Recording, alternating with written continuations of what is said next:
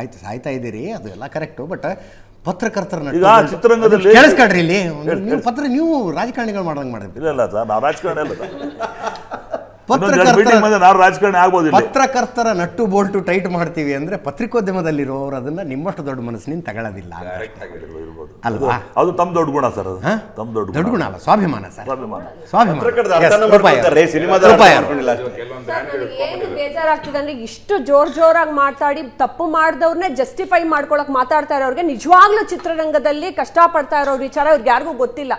ಇವ್ರು ಅನ್ಕೋತಿದ್ದಾರೆ ಮುಂದೆ ಕಾಣುವಂಥ ಒಂದು 10 ಜನ ಸೆಲೆಬ್ರಿಟಿ ಹೀರೋಗಳು ಹೀರೋಯಿನ್ಗಳು ಮಾತ್ರ ಚಿತ್ರರಂಗ ಅಂತ ಅನ್ಕೊಳ್ತಿದ್ದಾರೆ. ಅದ್ರ ಒಳಗಡೆ ಎಷ್ಟು ತಂತ್ರಜ್ಞರು, ಎಷ್ಟು ಕೆಳಮಟ್ಟದಲ್ಲಿ ಪಾಪ ಎಷ್ಟು ಕಷ್ಟಪಡ್ತಾರೆ. ಒಂದು ಗೌರ್ಮೆಂಟ್ ಹಾಸ್ಪಿಟ್ಲಿಗೆ ಹೋದ್ರೆ ಫೆಸಿಲಿಟೀಸ್ ಇಲ್ಲ. ಒಂದು ಸಬ್ಸಿಡಿನ ತಾನೇ ಮಾಡಿ ಚಿತ್ರಕ್ಕೆ ಸಬ್ಸಿಡಿ ತಗೋಬೇಕು ಅಂದ್ರೆ 7 ವರ್ಷ 6 ವರ್ಷ ಕಾಯಬೇಕು. ಅದಕ್ಕೂ ಯಾರೋ ಕೇಸ್ ಹಾಕಿರ್ತಾರೆ. ಇವ್ರ ಹಿಂದೆ ಹೋಗಿ ತಗೋಬೇಕು, ಅದಕ್ಕೂ ದುಡ್ಡು ಕೊಟ್ಟು ತಗೋಬೇಕು. ಒಂದು ತಾನೇ ಹಾಕಿದ ದುಡ್ಡನ್ನ ವಾಪಸ್ ತಗೊಳ್ದೆ ಎಷ್ಟೋ ಜನ ಆತ್ಮಹತ್ಯೆ ಮಾಡ್ಕೊಂಡಿದ್ದಾರೆ.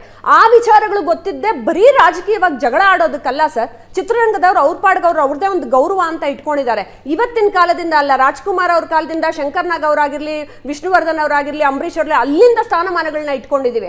ಯಾವುದು ಒಳಗಿನ ಪ್ರಾಬ್ಲಮ್ಗಳನ್ನೇ ಅರ್ಥ ಮಾಡ್ಕೊಳ್ದಿರಾ ಇವರು ತಮಗ್ ಬೇಕಾದ ಭಾಷೆನಲ್ಲಿ ಹೇಳ್ತಾರಲ್ಲ. ಏನಕ್ಕೆ ಅವತ್ತು ಜನ ಬಂದಿರಲಿಲ್ಲ ಗೊತ್ತಾ? ಅವ್ರಿಗೆ ಟ್ರಾನ್ಸ್ಪೋರ್ಟ್ ಕಮ್ಯೂಟ್ ಹೇಗೆ ಮಾಡೋದು ಅನ್ನೋದು ಕೂಡ ದುಡ್ಡಿರಲ್ಲ ಸರ್. ಎಷ್ಟೋ ಜನದ ಹತ್ರ 500 ರೂಪಾಯಿ ಕೂಡ ಇಲ್ಲ. ಚಿತ್ರರಂಗದವರ ಒಳ ಸ್ಥಿತಿ ನಿಜವಾದ ಪರಿಸ್ಥಿತಿ ಗೊತ್ತಿಲ್ಲ ಅಲ್ಲ. ಇವ್ರಿಗೆ ಹೆಂಗ್ ಬೇಜಾರಾಯ್ತು ಸರ್, ಯಾರೇ ಆಗ್ಲಿ ಸರ್, ಮುಂದೆ ಜನ ಕೂತಿರ್ಲಿಲ್ಲ. ಒಂದ್ ನಿಮಿಷ ಇರಿ ಸರ್. ಸರ್ ಸಬ್ಸಿಡಿ ಎಷ್ಟೋ ವರ್ಷಗಳಿಂದ ಕೊಟ್ಟಿಲ್ಲ. ನಾನು ಹೇಳ ಇವತ್ತು ಅಂತಾರಾಷ್ಟ್ರೀಯ ಚಲನಚಿತ್ರೋತ್ಸವನ ಮಾಡಿ ಬೇರೆ ಬೇರೆ ದೇಶದಿಂದ ಜನಗಳನ್ನ ಕರೆಸ್ಬಿಟ್ಟು ಇಲ್ಲಿ ಸೆಲೆಬ್ರೇಟ್ ಮಾಡ್ಕೋತಿರಲ್ಲ.